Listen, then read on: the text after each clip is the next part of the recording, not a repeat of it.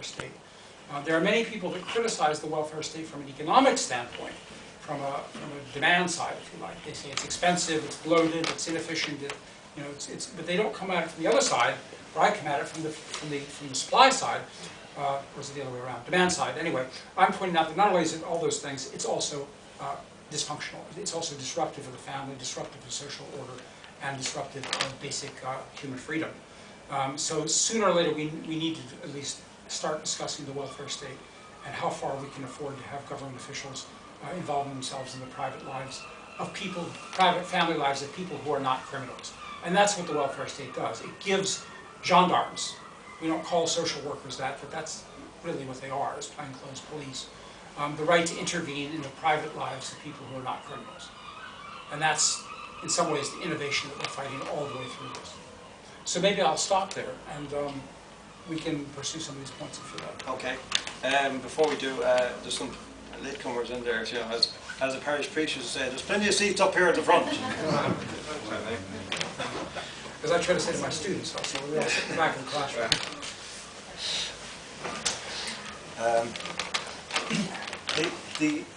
That concept of the father as the canary in the mine shaft is very interesting, because that's kind of counterintuitive to the culture as things stand. It's almost as if the culture is, as far as it's addressing this at all, is talking about the father as some kind of scapegoat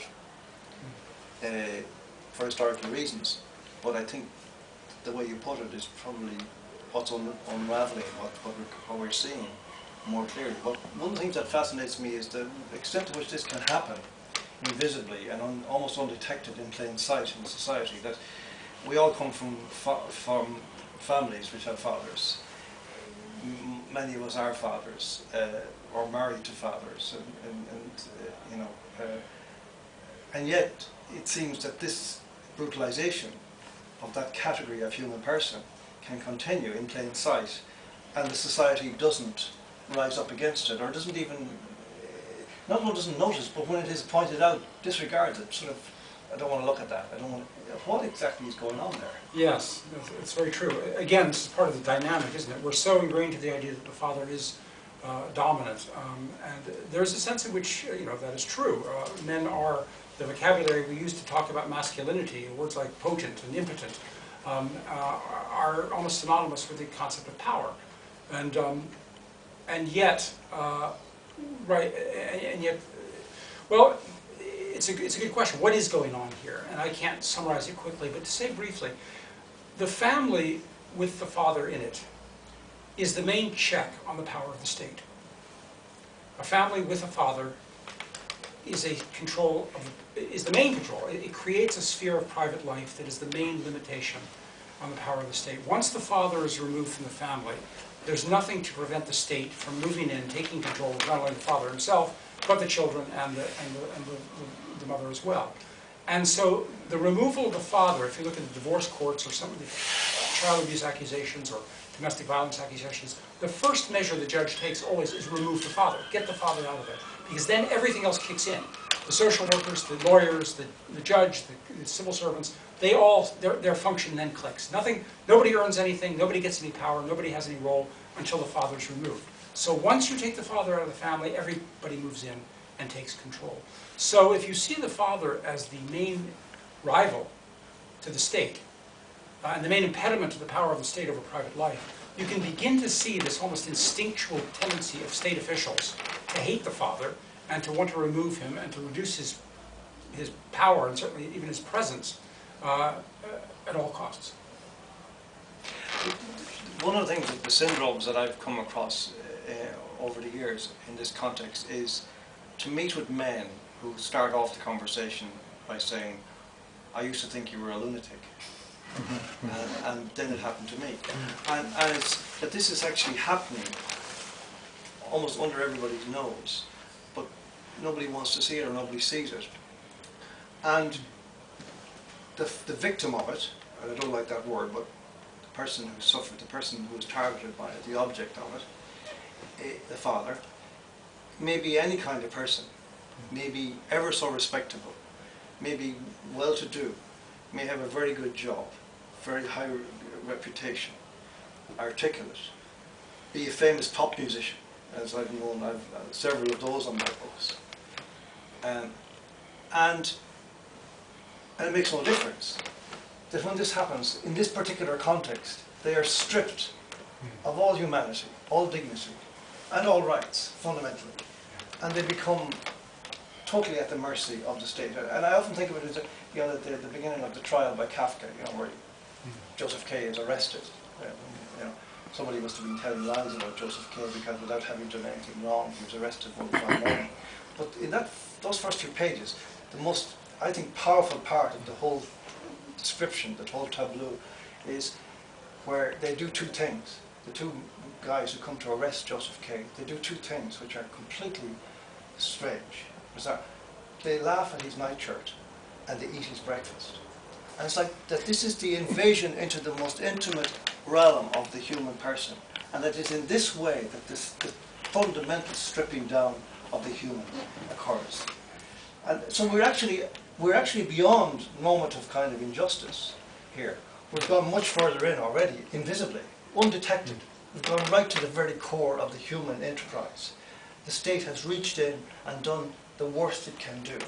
Isn't that right? I mean, this is absolutely, yes. I mean, the first line of my previous book, after the epigraph by Kafka from that novel, is the line, "No one believes it can happen until it happens to him." And this is precisely the case. I'd forgotten about those two details you mentioned from Kafka's novel. But it is very similar. Joseph K. never learns what he's done wrong. He never knows what he's accused of, so he can't defend himself. And this is exactly what happens in divorce court. The men are actually not, the father is usually legally unimpeachable. He hasn't done any transgression, either criminal or civil, and yet he's treated like an accused criminal. And one of the arguments of my most recent book is that you cannot allow this kind of thing in a free society. As Martin Luther King used to say, an injustice anywhere is a threat to justice everywhere. You can't allow this kind of thing to happen. But you're right, it is something visceral. There's something, I don't know quite how to describe it about this. It's more than just an injustice against racial minorities or national minorities. There's something, there's a visceral kind of hatred involved in this. I have quotes in one of my books, I forget which one, from African Americans saying that this is far worse. What I experienced in divorce court is far worse than anything under segregation. Or quotes from dissidents in Eastern Europe saying that life under Ceausescu in Romania was far easier than life in an American divorce court. And they're not joking. I mean, they're serious about this. Yeah. Yeah. And by the way, there's some copies here if you want to write. They're 15 euros each if you want to, before you leave. It's really an amazing book. But one of the things I want to talk about here is how you describe. I mean, to me, the hard core of this book is the description of something that is actually within the ambit of the normative conversation that occurs in our societies. Ought to be impossible. Is impossible. Because it amounts to the systematic dismantling of the rule of law.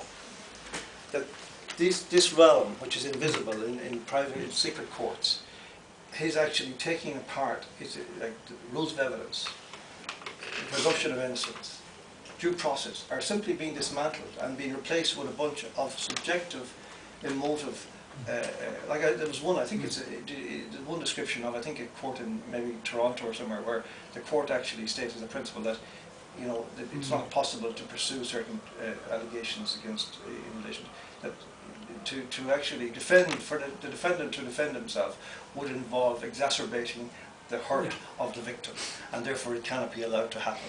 No. That seems to us laughable, but it is actually factually what's happened. That's the kind of logic you get from this whole realm, isn't it? Oh yes, yes. That's a theme actually of both of the books, is that this is all poisoning the legal system. It's poisoning the legal structure. I mean, the very concept of no-fault justice is a contradiction in terms. You can't have no-fault justice. If courts are not concerned with justice, they will start administering injustice. There's no middle ground.